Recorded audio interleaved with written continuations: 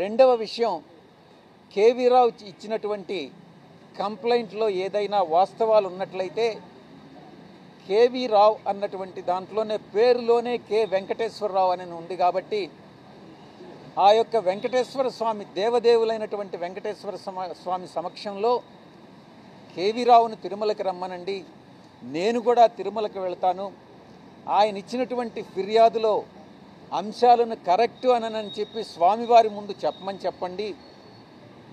ఆ అంశాలు ఆయన ఇచ్చినటువంటి ఫిర్యాదులో ఆ అంశాలు కానీ కరెక్ట్ అయినట్లయితే నేను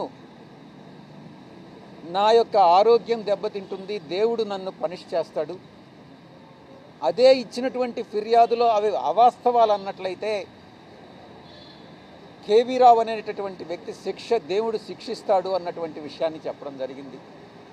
ఇక రెండవ అంశం, కేవీ రావు చెప్పినట్లుగా మే మాసం 2020 సంవత్సరంలో నేను కేవీ రావుకి కానీ ఫోన్ చేసి ఉన్నట్లయితే మీరు కాల్ రికార్డ్స్ అంటే సిడిఆర్ కాల్ డేటా రికార్డ్స్ని తెప్పించండి, అది వెరిఫై చేసి నేను కేవీ రావుకి కానీ ఫోన్ చేసినట్లయితే నేను చేసినటువంటి తప్పు నేను ఒప్పుకుంటాను.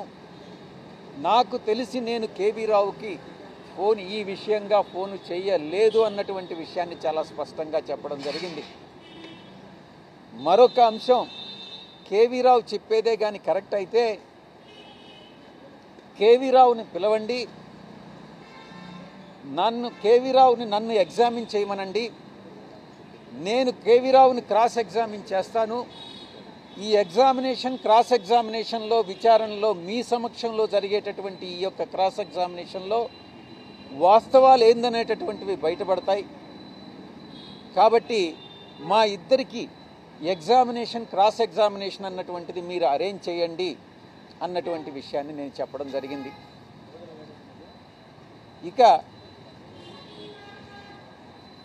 ఈ యొక్క రెండవ అంశం, chartered accountancy firm Ranganathan and company, Santhanam and కంపెనీని, శ్రీధర్ సంతానంని ఎవరు పరిచయం చేశారు ప్రభుత్వానికి అన్న విషయానికి ప్రశ్నించినప్పుడు నేను ఒక్కటే చెప్పాను, ఆంధ్ర రాష్ట్ర ప్రభుత్వంలో నేను భాగస్వామిని కాదు, నాకు తెలియదు. ఈ యొక్క కాకినాడ సీపోర్ట్స్ వ్యవహారానికి, షేర్ ట్రాన్స్ఫర్ విషయానికి నాకు ఎటువంటి సంబంధం ప్రత్యక్షంగా కానీ పరోక్షంగా కానీ నాకు లేదు అన్న విషయాన్ని చాలా స్పష్టంగా చెప్పడం జరిగింది.